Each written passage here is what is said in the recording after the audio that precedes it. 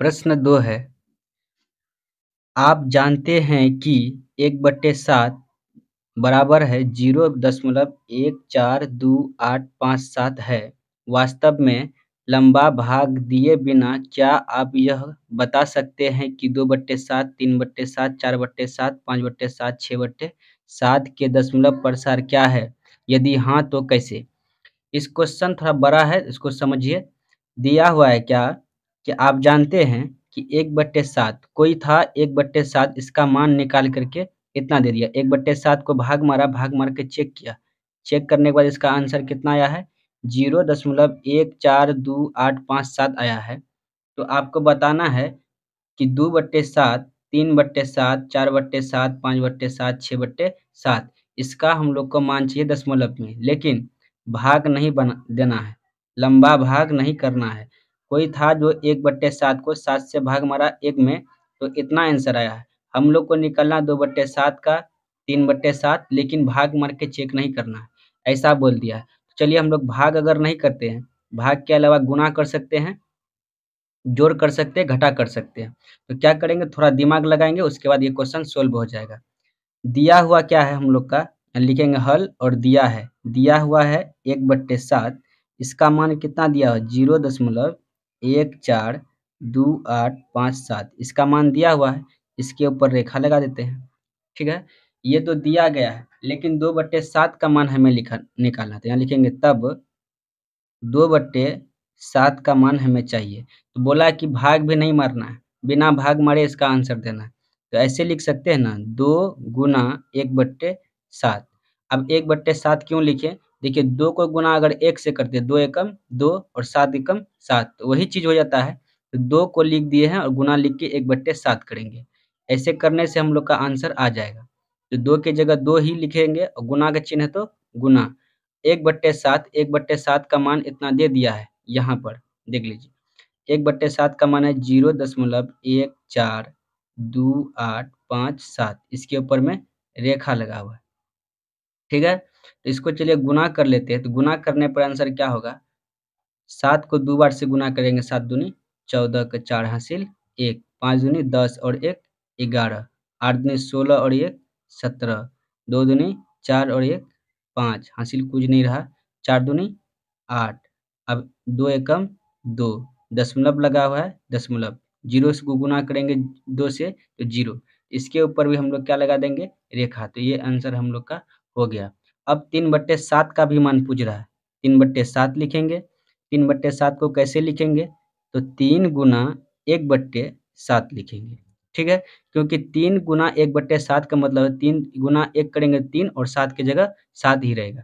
तो 3 के जगह 3 लिखे, 1/7 का मान दिया हुआ है 0.142857। ठीक है, इसके ऊपर पर रेखा चढ़ा देते हैं। अब गुना कीजिए, 7 को गुना करेंगे 3 से, 7 तिया 21 हासिल रहा 2, 5 तिया 15, 15 2 17, कितना हासिल रहा 1, 8 तिया 24 और 1 25 हासिल रहा 2, 3 दूनी 6 2 8, 4 तिया 12 का 2 हासिल 1, 4 और 4 3 और 1 4, दशमलव है, दशमलव लगा देंगे, 0 को गुना करेंगे 0, इसके ऊपर भी लगा देंगे रेखा। तो इसका आंसर हो जाएगा। 4/7 को भी, तो 4/7 को कैसे लिखेंगे, तो 4 गुना 1/7, तो 4 की जगह 4 रहेगा। 1/7 का मान कितना है, 0.142857, इसके ऊपर रेखा लगा हुआ है, बराबर लिखेंगे।